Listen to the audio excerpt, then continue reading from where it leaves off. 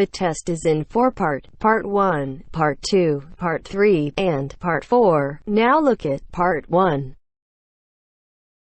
Part 1. You will hear a telephone conversation about opening a bank account. First, you have some time to look at questions 1 to 7.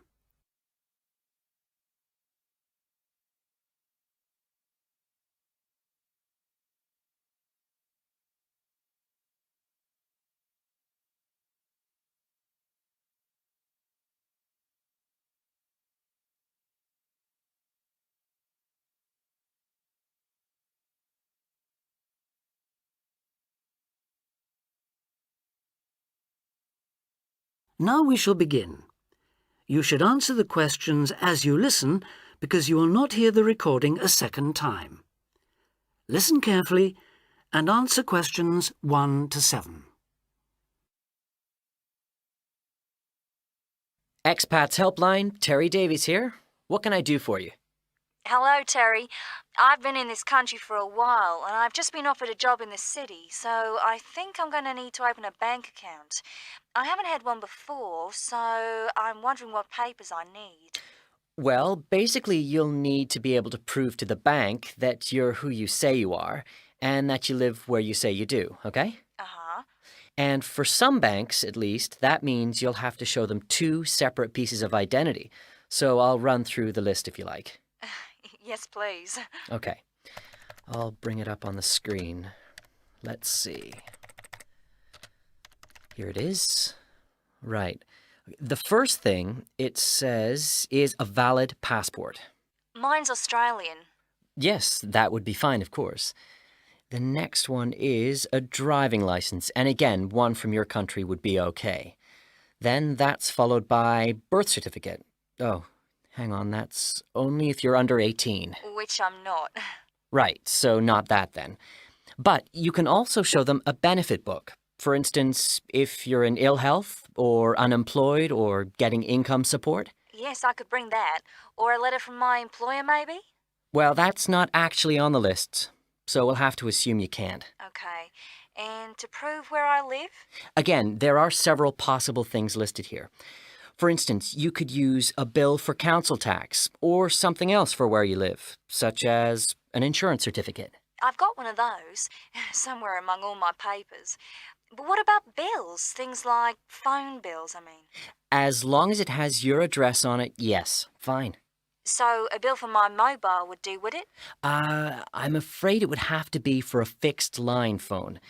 You could use other types of household bill, though, as long as you get them through the post. How about an electricity bill? That'll say where I live, won't it? If it's in your name and not that of a landlord, yes. It is, so I'll probably take that then. There's one other you might want to use, a vehicle registration document. If you have a car or motorbike or something, of course. No, I haven't actually. Now, I believe there's a bank actually inside the commercial centre, and I might open an account there, seeing as how that's where I'll be every day. Yeah, that would seem to make sense. I know people who bank there. I actually read about it in a city guide. My cousin picked it up when he was here a couple of years ago, and I made a few notes. Do you mind if I run through them with you now, just to make sure the details haven't changed? Fine, go ahead. Okay, first question. It's still a branch of the popular bank, is it? The one with links to Australian banks? No, it's actually been taken over by another big banking group, the Savings Bank. It still seems quite popular, though, especially with people doing business in the Asia-Pacific area. And when is it open, Monday to Saturday? I'll have to check their website for that. Give me a second or two, will you? Sure. Right. I've got it. Customer service, and it's just weekdays, I'm afraid. Does it say what their business hours are? I'm just looking for that. It's on a different page for some reason. I think there's been a change at some banks in the last year or so. Yeah, here it is. It's open from 9:30 in the morning till 3:30 in the afternoon. And it's on the top floor of the main centre building, is it? Next to the travel agency? That's where it used to be, but they've since moved it to a slightly bigger place. It's on the ground floor now. Oh. And one last thing on this. I know most banks give incentives to young people to open accounts with them, but apparently this one didn't. Do you know if they're offering anything these days? I'll just check. I'm sure they'd say so on their new clients page if they were. No, there's nothing mentioned here. That's a pity. I was quite looking forward to getting my free gift. Before you hear the rest of the conversation, you have some time to look at questions 8 to 10.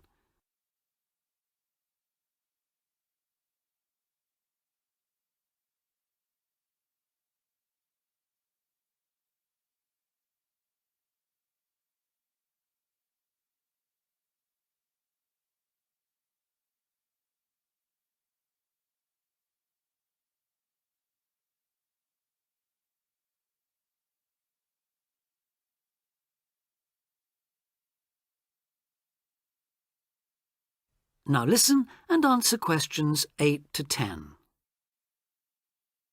There are plenty of other banks within walking distance, you know. It may be worth shopping around to see what they've got to offer. Longer opening hours, including Saturdays, perhaps less crowded.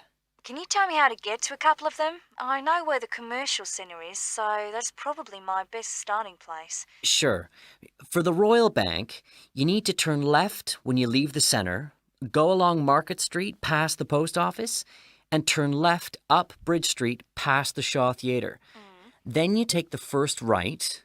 You'll see an internet cafe on the other side, and the Royal is just a bit further along on the right, directly opposite the Park Hotel. Okay, I've got that. What about the Northern Bank? For that one, you turn right as you come out of the centre and go along Market Street until you come to the junction with West Street. There you turn right again and carry on up as far as the next junction where you take a left. You'll see the bank from there. It's the third building on the right. Fine. And the last one, the National Bank? You can go either way from the centre, really. Up West Street or Bridge Street and then along past City Hall. The bank is on the other side of the road, right next to the tourist office. You can't miss it. Great. Thanks a lot for your help. Anytime. Bye. Bye.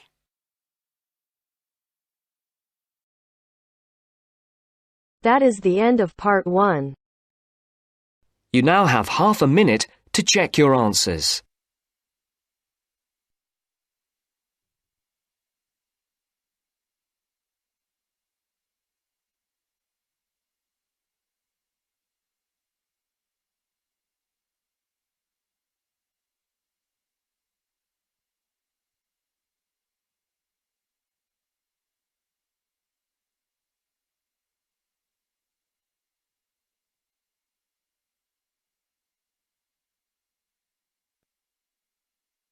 Now turns to part 2.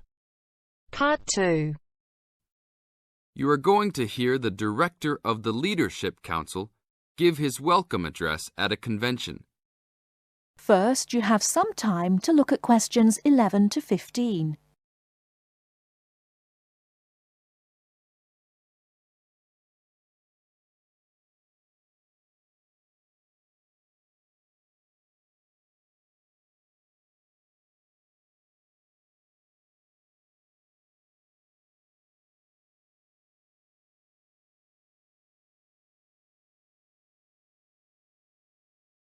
Now, listen carefully and answer questions 11 to 15.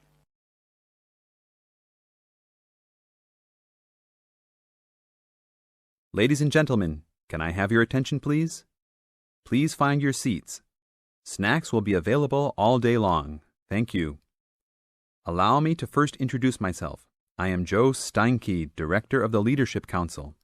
On behalf of the Organizing Committee for the 8th Annual Leadership Conference, I welcome you all to San Dimas, California, for a special session on postmodern solutions.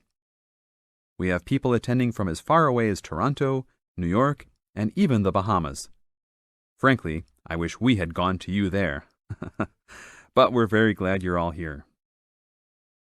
Let me say further that this will be our largest conference yet.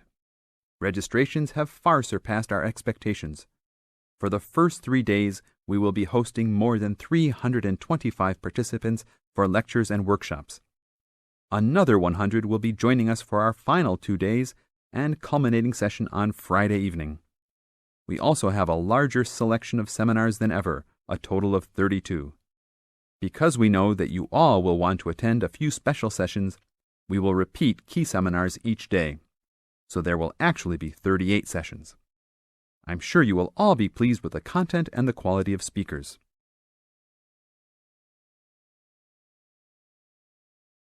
Before you hear the rest of the talk, you have some time to look at questions 16 to 20.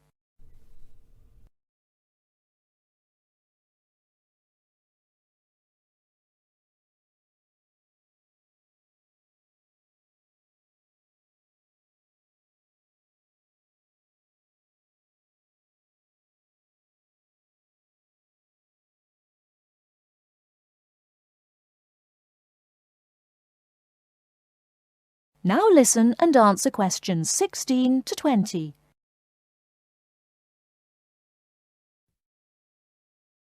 Now, for those who have opted not to take part in our bag lunches, there are a number of places nearby that we can recommend. We are located here in the Convention Center just across the street from the Harford Shopping Mall, and the place we most recommend is Vital's, which is just west across Queen Street on the opposite corner. Please be careful crossing both streets, however, as we don't want to lose any participants. If you're not up to Vital's, you can also get some Italian food at the Olive Garden, which is further down Queen Street and east on Danning Avenue, across from the police station. They have a great minestrone soup and excellent breadsticks, all you can eat. On the other hand, if you want some good old American food, you can head to Fuddruckers for some big hamburgers or to the Cattle Company for some fat, juicy steak. Fuddruckers is next to the Olive Garden, but the Cattle Company is back closer to us in the opposite direction of Vital's. Just go east out of the Convention Center across King Street. It's on the same side as the Convention Center, so you just have one street to cross. Enjoy. But also, please make sure you are back for the afternoon sessions. These will always start at 1:30 p.m. That will give you an hour and a half for lunch each day. Sessions will be over each day at 5:30. Now, regarding the schedules we've printed out, there have been a couple of last-minute changes. The session titled New Leadership Strategies will no longer be held in Seminar Room 1, but in the main ballroom. This session has garnered much praise and is highly recommended to all, hence the change to a larger room. Another session has been canceled. That session was titled Leading by Serving, and it was scheduled for Daniel's room. The speaker for that session, Dr. Mark Green, had to return home for some urgent health situation. We wish the best to Dr. Green and that all is fine with his family. Finally, the session titled Using the Arts and Media has been changed to the second lounge room, Lounge 2. Please show up promptly for sessions and sit towards the front of each room so that all seats can be utilized. Also, turn off all pagers, beepers, and cell phones. Drinks and snacks will be provided outside each room, but please be careful at your tables. Enjoy the conference. That is the end of part 2. You now have half a minute to check your answers.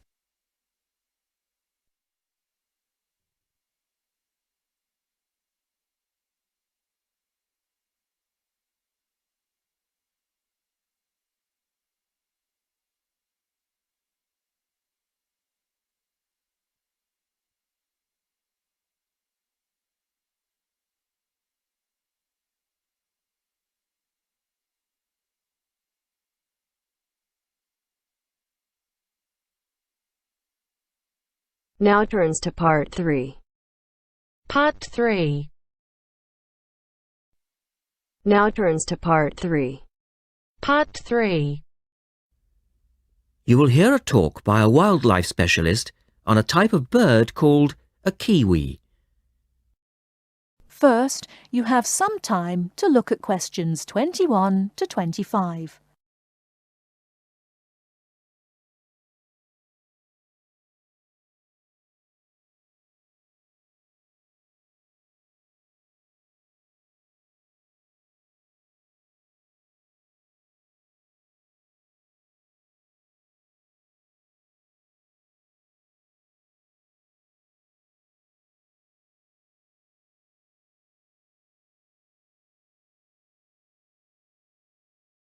Now listen carefully and answer questions 21 to 25.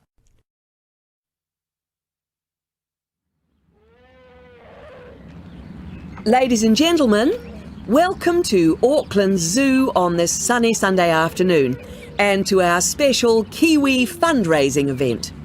My job is to tell you all about the amazing little Kiwi, and your job, hopefully, is to dig deep in your pockets.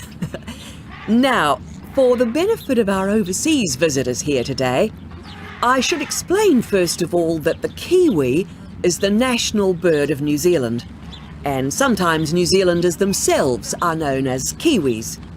Now, while Kiwis in the wild are a rare sight, the Kiwi as a symbol is far more visible. Apart from being in toy stores and airport shops all over the world, you'll find them on our stamps and coins. The Kiwi is the smallest member of the genus Apteryx, which also includes ostriches and emu.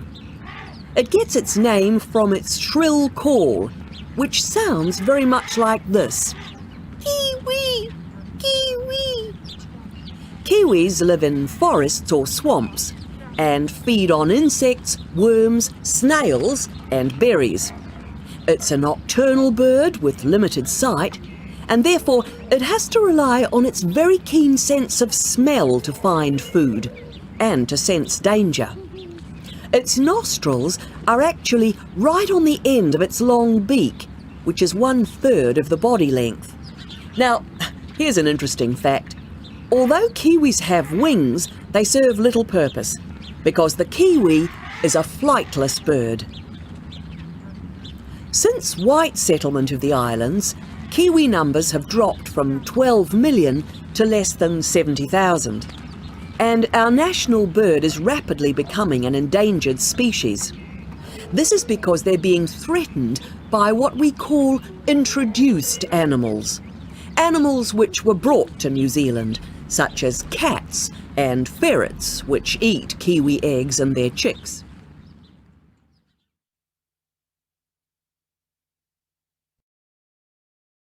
Before you hear the rest of the talk, you have some time to look at questions 26 to 30.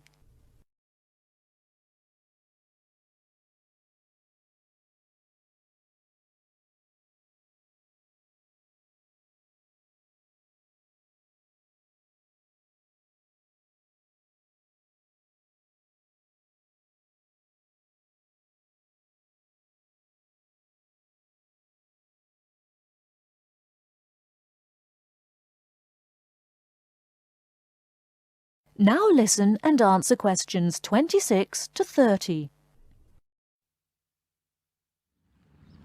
And so we have launched the Kiwi Recovery Programme in an all-out effort to save our national bird from extinction.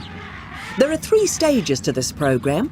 Firstly, we have the scientific research stage. This involves research to find out more about what Kiwis need to survive in the wild. Then secondly, we have the action stage. This is where we go into the field and actually put our knowledge to work. We call this putting science into practice. And then we come to the 3rd stage, the global education stage. By working with schools and groups like yourself, as well as through our award-winning Kiwi website, we're hoping to educate people about the plight of the Kiwi. As part of the action stage, which I just mentioned, we've introduced Operation Nest Egg, and this is where your money will be going. It works like this. It's a 3-stage process. First of all, We go out to the kiwi's natural habitat and we collect kiwi eggs. This is the tricky part, because it can be very difficult to find the eggs. Then, in safe surroundings, away from predators, the chicks are reared. Now, this can be done on predator-free islands or in captivity. They're reared until they're about 9 months old, at which stage the chicks are returned to the wild. So far, it's proving successful. And since we started the program, some 34 chicks have been successfully raised this year, and their chances of survival have increased from 5 to 85%. However, it's not time to celebrate kiwi survival just yet. About 95% of kiwi chicks still don't make it to 6 months of age without protection, which is why Operation Nest Egg is so important. And we ask you to give generously today.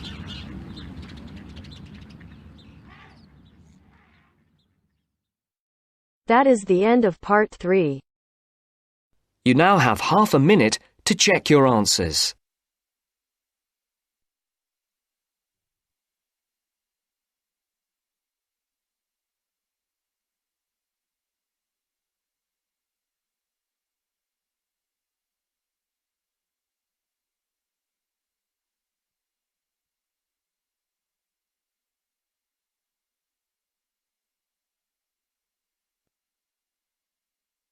Now turns to part 4.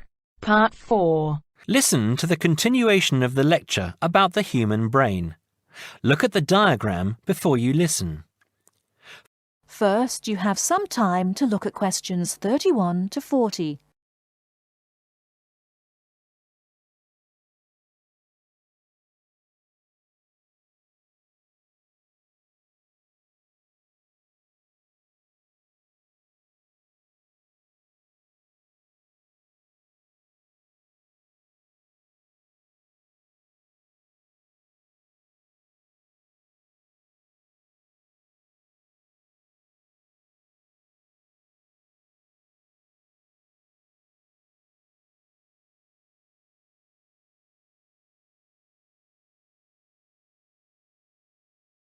Now listen carefully and answer questions 31 to 40.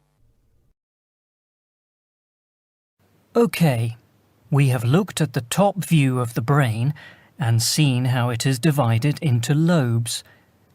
Now we are going to look at a more complex diagram of the centre of the brain. I will briefly go through some of the important parts that make up the brain and then talk more about what each does.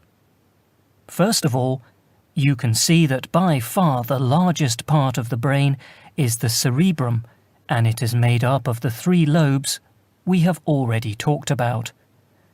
The lobe below, coloured yellow on the diagram here, is the cerebellum. Right in the centre of the brain here is the thalamus.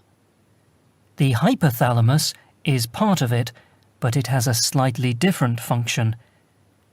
Now here, running down from the centre of the brain, is the brain stem.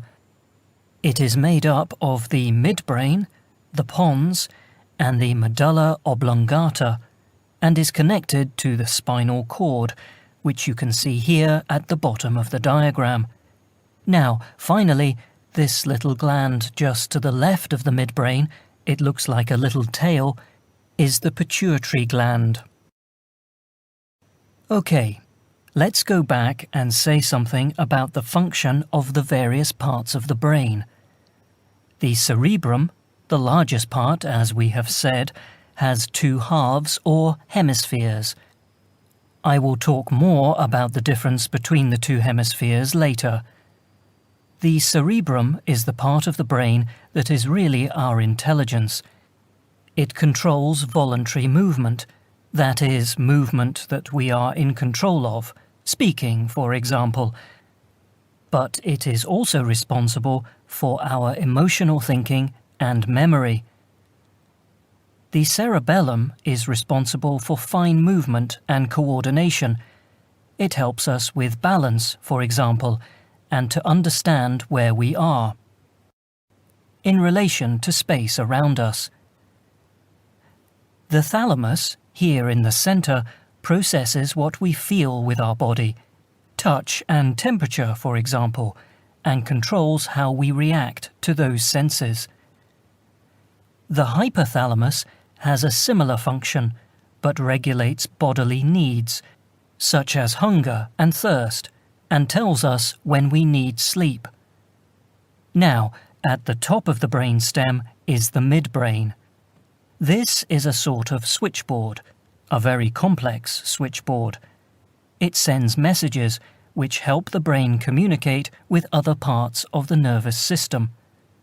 The pons in the middle of the brainstem here sends messages from the cerebrum to the cerebellum and spinal cord. The medulla oblongata is here just above the spinal cord. It regulates essential bodily functions, like breathing and the rate of our heartbeat. The spinal cord is part of the central nervous system and runs down inside the spinal column. It connects the brain to nerves that go to the rest of the body. Now, the pituitary gland, this little gland, has a hugely important function. It releases hormones to the body that regulate all sorts of things. How quickly we grow, and the size we grow to, the rate at which we age. It also regulates whether we have a slow or fast metabolism and how we relate to stress. Now I am going to show you a model of the human brain, and I want you to identify. That is the end of part 4. You now have half a minute to check your answers.